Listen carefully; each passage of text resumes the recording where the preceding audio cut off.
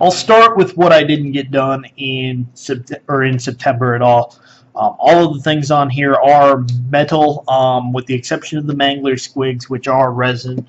I'm a little undecided as to what I want to do with the Mangler Squigs. If I want, my initial thought was to put them onto two separate bases and call them two different units. The Beasts of Nurgle that are there in the bottom left corner, after looking at how horribly they're going to put together and the fact that they've already got a bunch of glue on them, I kind of decided against that. The Great Eagle, I could never get it to fit onto its base in the first or the wings to fit onto the body of the Eagle, so I passed on that. The Rock Lobber I probably could have done. It looked like it may have been okay to fit together. The Chaos Chariot I didn't even open up. It's still got shrink wrap on it. But out with the negative, in with the positive. What I was able to find out is that the Pegasus Knights that were there were actually they're actually plastic models, so I put them together easily. I went back through a few of the other kits, or a few of the other boxes I have, and started putting the metal models. I found I was okay with attaching a metal model that had a stand, or that had the stand part already to the base. I didn't have any problems with that, and as you can see, I've got 5 white lines there. I did a little bit more on plastic repairs with the Empire. I had a lot of great swords that weren't attached to, or whose arms weren't attached to them. So I reattached the arms there. The Empire Knights, I went ahead and fixed. 1 or 2 were missing lances. I think there's still one up there that is missing the tail on its horse. And then I went into the Dark Elves that I had before. You can see the Mangler Squigs I was working on at the same time. With the Hydra in the middle, you can see you may be able to see a little bit of green right in the middle of the head cluster. I had to, this was kind of my first go around with green stuff. I've done it once or twice before, but not great at it. The main thing was that after I got it, the head had fallen off of it, and it had been previously pinned before because this is an older model that I had bought used. That the heads were detached, 2 heads were detached from it. But after cleaning out the area, I snapped the head on with super glue. Once I was sure it was going to stay fit, I went ahead and wrapped around the outside of it with green stuff. It's a little bit of a band-aid on there that's fairly noticeable, but I'd rather have it on there than not. A lot of the Witch Elves, a lot of the Shades I've got there were also free of bases. So, but they had the little the stand, so I went ahead and attached them and was able to do that pretty quickly. I mentioned in mid-September I went and bought the Silver Tower box set. The game itself, I was able to pick it up for almost 50% off, maybe closer to 45% off.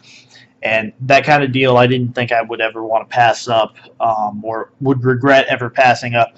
So I went ahead and bought the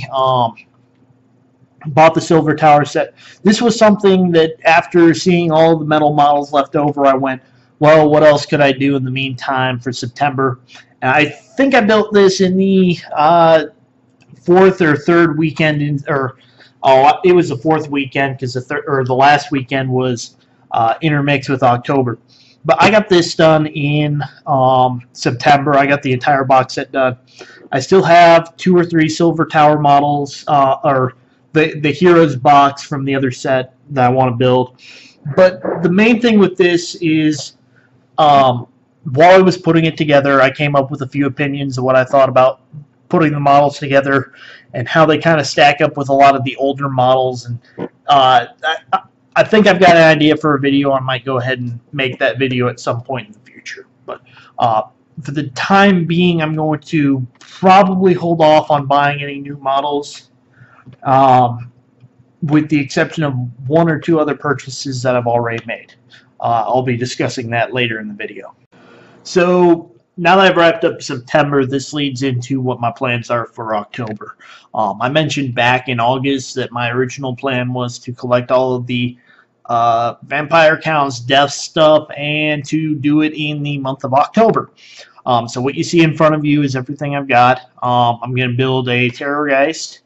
The Restless Dead in the middle is kind of is a optional, or is a piece I had as optional. I've had for a while. I haven't built it.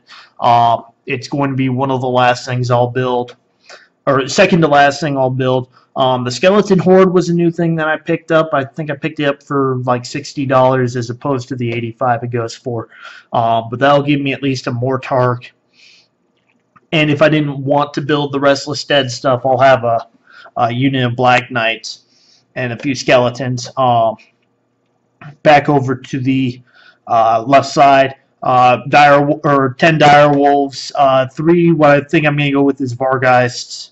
From Mantic, I've got about 20 ghouls. The reason going for Mantic is that they're a lot cheaper, and from what I've heard, they're a lot better, or a little bit better looking than, or a little bit more accurate looking for what a ghoul is compared to the Games Workshop. Sitting on top is 40 zombies from Mantic, as well as a few bits and odd ends from Games Workshop zombie box. And the last thing I'll build once I get past the Restless Dead, but probably something I'll build regardless of whether or not I build the Restless Dead, is a Garden of More. Because I need a few more terrain pieces, and this is one that I was able to pick up from my local shop for fairly cheap. So I hope by the end of October I'll be able to say, yes, I got all of this stuff done. As far as what I've gotten done already, I have already completed the Terrorgeist. I finished that on the 2nd. The ghouls I finished up tonight, although I'd mostly gotten them entirely done on the 1st of the month. These two are going to be two of the getting these done was something that I wanted to look forward to. Work so far though has kicked my my royal butt. So hopefully work will slow down a little, so I won't feel quite as exhausted building so many of these models later. Finally, something I've been thinking of for a lot of the last week or two, as far as where I want to go for November. I had this idea for a Elvish-based solo or campaign. If I can't get my girlfriend into talking to it or into doing it, I'm probably going to do it solo. And I had a lot of ideas as to where to start from. I'm boiling it down for the time being so that I can do something that is a little bit simple, and if it works out better, I'll go forward. But the main premise of this is going to be a High Elves versus Dark Elves kind of story. It's going to involve. I'll get into it later if I think I can flesh out the idea a little bit better in November. Or dedicate my time to doing it in November. I'll go ahead and flesh it out at that time. But it's something I'm going to try to get done for that month, and hopefully I can share it with you at that time. As far as other projects go, I think I'm going to be busy with the undead modeling project, and we have a few vacation things I've planned with my girlfriend. I don't think I'm going to have much time to do much else. As far as what I did regarding other projects, what you're looking at is something I did for my simulated soccer league. I finally found the time to build to come up with a bunch of kit designs for the soccer uniforms. But outside of that, I think I've got Super Dungeon Explorer as far as my old projects. I know the baseball relegation project, but none of those have been anything I've been trying to get done anytime recently.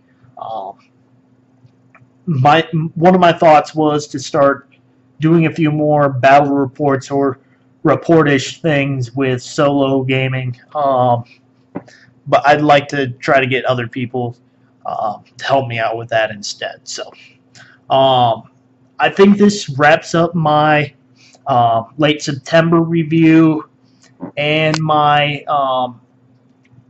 plans for October. Thanks for watching this video if you made it this far, and I hope you have a super happy time.